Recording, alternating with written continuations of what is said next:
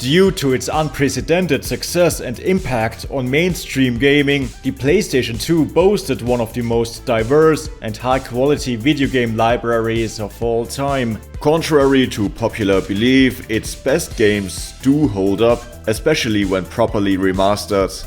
In fact, on modern consoles it's quite easy to catch up with or return to some of the biggest hits of the PS2 with remastered versions of classics such as Devil May Cry 3, the Final Fantasy and Metal Gear Solid games, and even more obscure titles like Okami and Katamari. However, let's not beat around the bush, there's tons of hidden gems and classics that are not that easily accessible.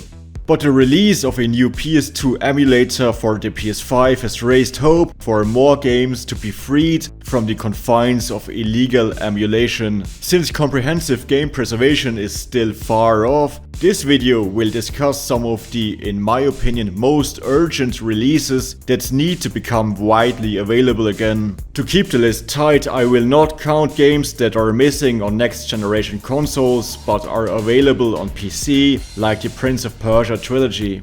Of course, this is not meant to be a definitive ranking, and since the PS2 library was so vast, I'd also be very much interested in your suggestions below.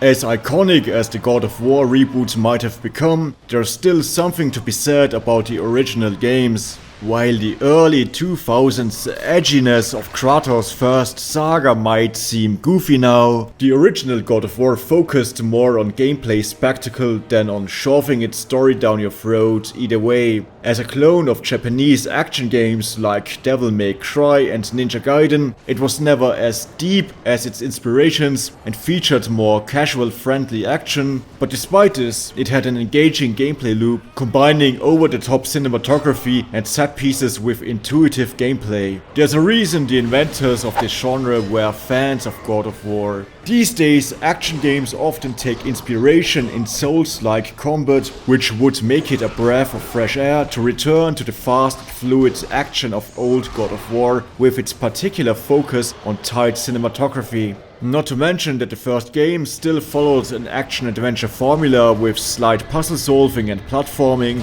which isn't seen that often anymore. As a popular first-party game, there's a good chance that God of War 1 and 2 pop up on the PS2 emulator on PlayStation 5, but that would actually be a bummer. Superior HD remasters already exist on PS3, which would make for a more appealing re-release, perhaps including the spin-offs as well. A new Onimusha game is probably off the table, especially after Capcom tested the waters with a Netflix anime that didn't catch on. At least they've made a remaster of the original Onimusha Warlords. A very fine demon slaying game, combining the exploration elements of Resident Evil with katana combat. Which is nice and all, but they kinda forgot something. The fact that Onimusha had multiple sequels. Capcom usually provides big collections for remastered franchises, but for some reason they didn't for Onimusha. Only the first game was re-released, despite the sequels improving on the formula. One culprit could be the main characters, as Onimusha 2 and 3 used not only the likeness of Japanese actors, including some who have passed away, but also infamously the appearance of Jean Reno, potentially leading to legal troubles if there was a new release. But since other companies like Square Enix were able to remaster games like Final Fantasy Crisis Core, reusing the likeness of J-pop idol Gact, who was weirdly popular during the PS2 era, that shows that an official comeback of Onimusha 2 and 3 is not something that is entirely impossible. While Resident Evil and Silent Hill dominated the survival horror genre during the PS2 era, Koei Tecmo also threw its head into the ring with an underrated franchise called Project Zero, or Fatal Frame in America. Especially the second game was a hidden gem, which could easily stand alongside well-known genre classics, despite flying under the radar. As usual in these games, stoic supermodels find themselves trapped in a cursed Japanese village, where evil rituals cause hauntings. You explore and solve puzzles just like in Resident Evil, but instead of a gun, you're equipped with a magic camera that banishes evil spirits. The rest of the franchise had flaws, particularly due to increasing artificial backtracking and an over-reliance on cliched cutscenes. But Project Zero 2 nails this kind of Japan-specific horror. The descent into the cursed village was so well made that you could overlook shortcomings, as it features a very satisfying mystery to uncover, with an actually nice twist during the finale. And the open exploration of the less linear forest settlement feels oppressive due to its subtle art and sound design. You're now seeing a remastered version that once came out on Wii, which changed the fixed camera angles into an over-the-shoulder perspective. Remastering this version would be nice too, but I'd argue that the original cinematography from the PS2 still remains even creepier. There certainly was no shortage of turn-based JRPGs on the PS2, and it was the first time for developer Atlus and the long-running Shin Megami Tensei series to make a small but noticeable splash outside of Japan. In particular thanks to the more colorful franchise iterations Persona 3 and 4, which have since been remastered. The more niche but still excellent dungeon crawler SMT3 Nocturne has thankfully gotten a quality remaster also. Yet there was even more. Shin Megami Tensei Digital Devil Saga is a duology of dungeon crawlers that tell one long story, like 2 TV show seasons, where characters are trapped in a Hindu-inspired cyberspace, fighting for survival and devouring each other to reach Nirvana. Both games have truly unique story backdrops and atmosphere. While not free of a few tropes, there's really nothing like this particular mixture of cyberpunk, dark fantasy, Hindu imagery, body horror, and occasional butt rock. While a simple port in the official PS2 emulator might be the more financially conscious option, Digital Devil Saga would actually benefit a lot from a more sophisticated remaster. The oppressive and unique mood of the game makes up for a lot, but the dungeons can become a chore because of the painfully high random encounter rate. A fast-forward option comparable to some Final Fantasy remasters and a more lenient XP balancing could do wonders. It's a rare case where I think that these quality of life features should be essential for a new release, as they wouldn't make the games any less challenging, but certainly less tedious to play. And while they're at it, why not also remaster the SMT action spin-offs called Devil Summoner, which actually had a pretty engaging mix of turn-based and action combat that still feels modern. The first Zone of the Enders game mostly gained fame by including a demo for Metal Gear Solid 2.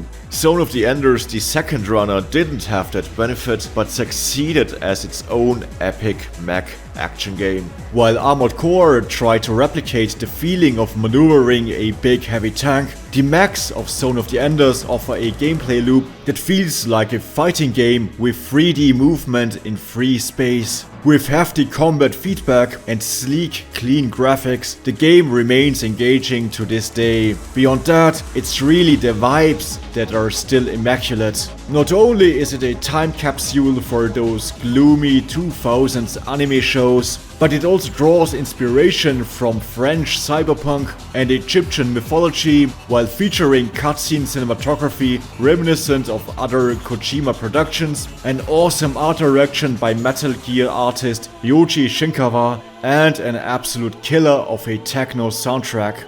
The mood in this game is still top tier. I didn't even play the game when it first came out, but for some reason Zone of the Enders 2 feels to me like a game that really embodies all the cool parts you think of when you think of the Japanese side of the PS2 era. If you happen to like Resident Evil 4 and also Streets of Rage, then there's a good chance that God Hand could be your next favorite game if it came out again. While this is one of the more experimental and lower budget games from Resident Evil inventor Shinji Mikami, it's also one of his most beloved by those who actually played it. And it's also maybe the definitive hand-to-hand combat game in 3D. Despite being around 10 hours long and consisting almost entirely of brawling, the game remains fully engaging throughout. The low-budget graphics are compensated by hefty animations, which are crucial for a game like this. Beyond that, enemy variety keeps God Hand engaging. The crooks might look similar, but the campaign never stops introducing new enemy patterns, testing your skills in new ways. Combined with tough difficulty, that means you'll always be on your toes. You constantly find new movesets to try out, resulting in an ever-changing playstyle to tackle increasingly difficult challenges. The story, which is a juvenile spoof of Fist of the North Star or something, might not be everybody's jam, but it's totally ignorable. There is the fact that it controls like Resident Evil 4, where you move the character by tilting left and right instead of having full analog control, which might seem like a turn-off. But be assured, the game is fully balanced around that fact, and despite a high difficulty level, never feels broken or cheap. Enemy behavior is attuned to the controls, and while full analog movement for a remaster might be nice, it might also require tweaking enemy patterns, which is unlikely for a decades-old financial failure. So I say, just dump the God Hand ROM on official stores, or even better, make a Capcom collection with all the obscure games from the PS2 and GameCube.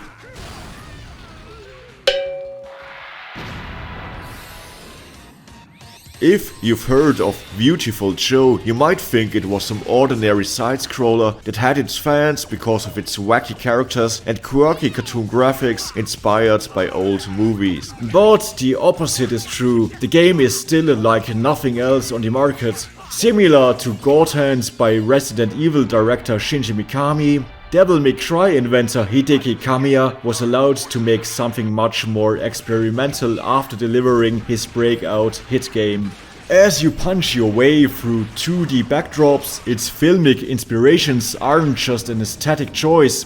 All of the enemy patterns, all of the platforming and puzzle solving revolves around film-specific gameplay mechanics, such as slow motion to punch back bullets or fast forward to deliver more hits. At the same time, these mechanics follow their own internal logic. For example, by slowing down time, it does that concept quite literally, as floating objects will fall because propellers aren't rotating fast enough anymore, and explosions grow even bigger because the time takes longer. It's the kind of idea you'd expect from indie games these days. Except that Viewtiful Joe also had that Capcom funding and the masterful direction of Hideki Kamiya, which created a tighter experience you might find in smaller games. As a kind of spiritual successor to GoldenEye 64, TimeSplitters was among the quintessential multiplayer shooters before Microsoft and Halo changed the industry with online play on home consoles. The remaster of GoldenEye on Switch and Xbox might have been an unpleasant awakening for some people who remembered the graphics and controls better, but TimeSplitters 2 holds up nicely. The blatant similarities between GoldenEye and TimeSplitters in their gameplay and even in certain set pieces are no coincidence, since many of the same developers were involved. Above all, dumping TimeSplitters 2 on stores would be a good reminder of what a proper gaming package looks like. It has a full-fledged campaign with a wide range of set pieces, thanks to its time travel plot, which can be finished solo or in co-op, a huge arcade mode, also playable alone with bots, tons of different modes, including a map maker, 100 playable characters, besides many extra challenges and minigames to test your skills. Not to mention that even just the main missions have a nice variety of non-linear objectives, It plays in a more old school style without a jump button or modern crosshair, but thanks to a plethora of control and camera options, it can still suit any player's preference. If TimeSplitters 2 came back, it would be nice to give it an online mode, but even without that addition, it would still run circles around the average base game content of modern first-person shooters.